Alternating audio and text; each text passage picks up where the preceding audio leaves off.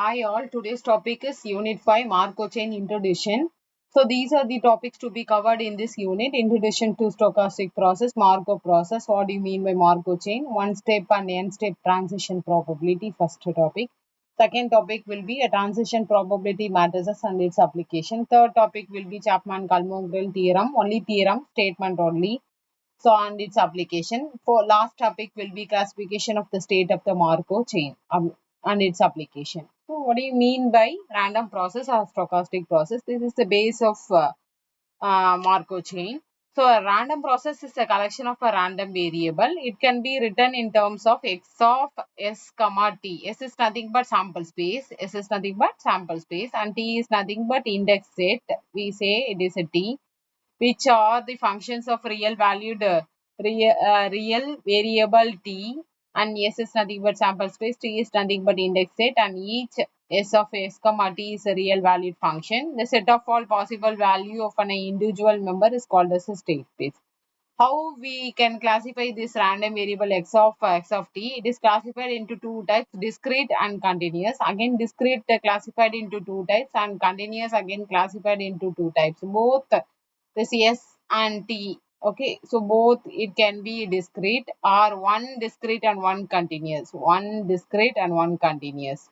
One discrete, another continuous. The same concept, both s and t, it may be a continuous and one may be one of the parameter may be a discrete and one may be a continuous. So again we classified into four types. That only I have written here. The classification of random variable are classified into four types. So it is the under discrete is two classification: discrete random sequence and discrete random process. If both S and T are discrete, then we say that it is discrete random sequence. If S is discrete and T is continuous, discrete random process. Same way, S is continuous and T is discrete, continuous random sequence, and both S and T are continuous, we say that it is continuous random process. These are the four classification. Next will be a Markov process. So when we say it is a Markov process means, so what is the difference between Markov process and Markov chain? I will explain. Okay, if T1, T2, etc. Tn we take it means I can write it in a probability of this general case. How can I write it? Means x of t is less than or equal to x is nothing but all T1, T2, T general. So how can I write? Means x of T1 equal to x1, etc. x of T2 equal to x2, etc. x of Tn equal to xn. So this answer I have written of this format. How I written means the first given format, it's a future. It's called future statement. Okay. So the last term, okay, it may be last term or sometimes the first term. Okay. So depending upon the whatever we take it, which we are taking to be the present, which we are take to be the past. Okay. This we are taking to be the present. Okay. This we are taking to be the present condition, and remaining everything else to be a past condition. Remaining everything condition to be past condition means omit all the past conditions. So it can be written as a future divided by present. So that is by probability of x of t is less than or equal to x, this condition. Present condition, x of tn equal to xn. This is called as the probability Markov process. Markov process, future depend upon present, past it does not depend. So that is called as a Markov process. Markov process we represent in terms of t. Markov chain, the same concept, no change in the concept, but we will not write in terms of t. T at a time we will not write. Process only at a time. Okay, chain we will not write at a time. Same concept only I have written in this format. I will rewrite it so that you can understand. So probability of, if it is given xn equal to an given xn minus 1 equal to an minus 1, etc. xn minus 2 equal to an minus 2, etc. It can be written x naught equal to a naught. Then how can I write it? Means now this is future. This is okay. These are remaining everything. Now starting as a present, remaining every equation. Okay, remaining every equation to be the past. So now I can write it as probability of xn equal to an given xn minus 1 equal to an minus 1. This is called Markov chain. Okay, where xn is nothing but Markov chain. The process of writing this xn is called as a Markov chain. So the future depend upon present only, does not depend on past. So this is the meaning for the Markov chain or Markov process. So what do you mean by transition probability means when I'm able to write this probability in terms of a matrix format. Okay. So for that I need some concept. Okay. So one step transition probability. So one step transition probability means when I write in the condition probability, everyone know conditional probability. So this is called conditional probability with respect to some conditions. So now you check in this. So what it is one step transition probability is power 1 means it is one step trans. Power 2 means 2 step. Power n means n step. That's all. Okay, it's nothing but Pij. Okay, whole power 1 if I write, it's called one step transition probability. If I write the same Pij power 2 if I write, okay, it is called two-step transition probability. Same thing, etc. It goes on. Pij the whole power n, general, n step transition probability. So that is the concept of transition probability. So how can I write means probability of xn equal to aj, probably given x not equal to ai means how can I write this means you remember. Okay, when I write it like this, you check in this. AI and AJ can be written as denominator IJ from a right hand side. I am not going with from left to right. I am going with right to left. So AI first, this I first. Next J. Okay, power how it can be calculated means always we will subtract it. Power always with the subtraction. For example, see here Pij power, here it is n minus 1, here n. Okay, subtraction when I do it, both normal addition when I do it, n minus 1 plus minus n. So n get cancelled. No, so that power 1. Okay, so subtraction of this both we can say it. Okay, general. Okay. Now homogeneous Markov chain. If one step transition probability does not depend on the step. Okay, when it is not depending on the steps. Okay. So Pij is same, Pij is same. Here n minus 1, here m minus 1. N instead of m. So it is called as a homogeneous Markov chain. Same concept but different variable. Okay. So the Markov chain is called as a homogeneous Markov chain. Okay. So n step transition probability. Now only I told when it is power n is called n step transition probability. Chapman-Kolmogorov equation. What do you mean by the Chapman-Kolmogorov equation? Only statement it's enough. So what is that means?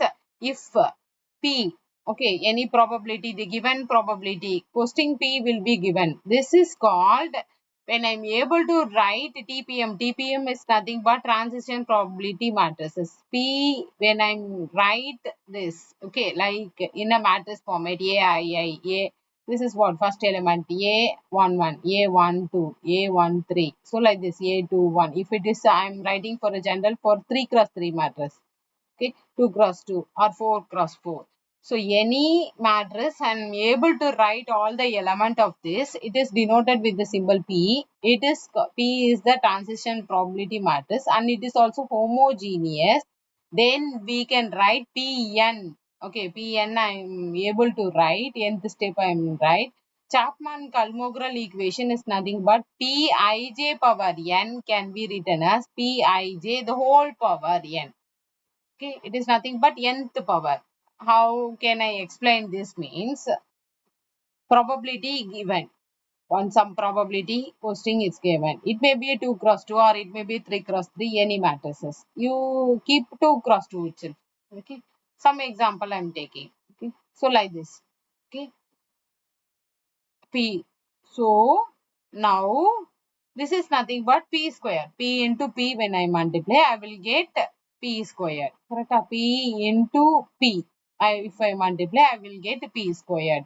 So that only Okay, Pn is nothing but all the probability. Pn means how it is. P, etc. All the P power n times. Okay, when I multiply it, I will get my P. So that only it's called as a Chapman-Kolmogorov equation. So what is the next concept means? It is a regular matrices. When we say it is a regular matrices means a stochastic matrix that is given question P is said to be a regular matrix if all the entries of Pn are positive. When you have all the elements, okay, I have here negative. This is not a regular matrix. When I have all the positive, it is called as a regular matrix. So classification of the state. So how can I classify it means there are some varieties. So how can I classify means when it is asked in the problem wise the classification, any question it is asked to classify means only it is one classification. It may be a ergodic. Classification means it is a ergodic conclusion you will get in the problem. Is ergodic you will get or not ergodic.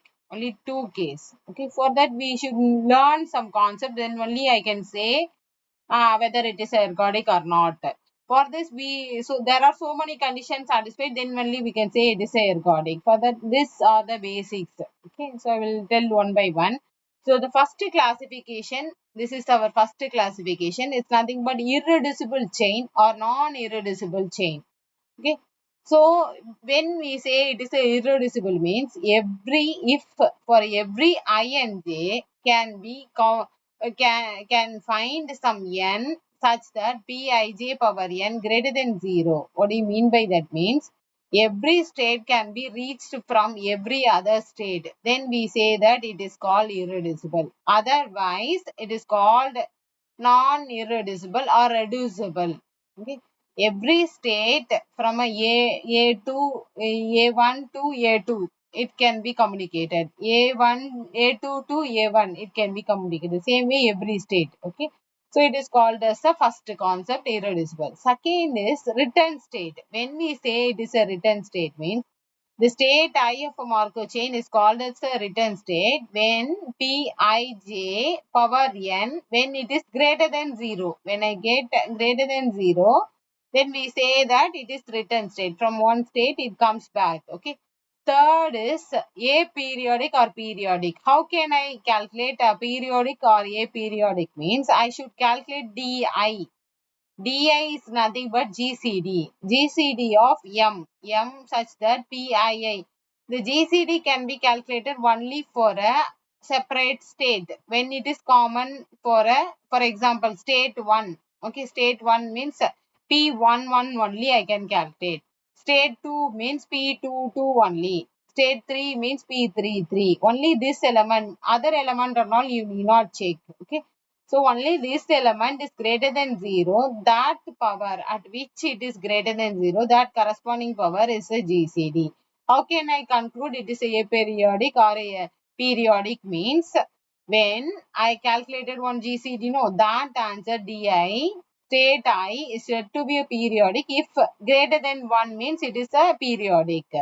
It is equal to 1 I get means it is aperiodic. So this is the third concept. Our fourth concept is recurrent and transient. Recurrent state and transient state. Recurrent, the other name is persistent state.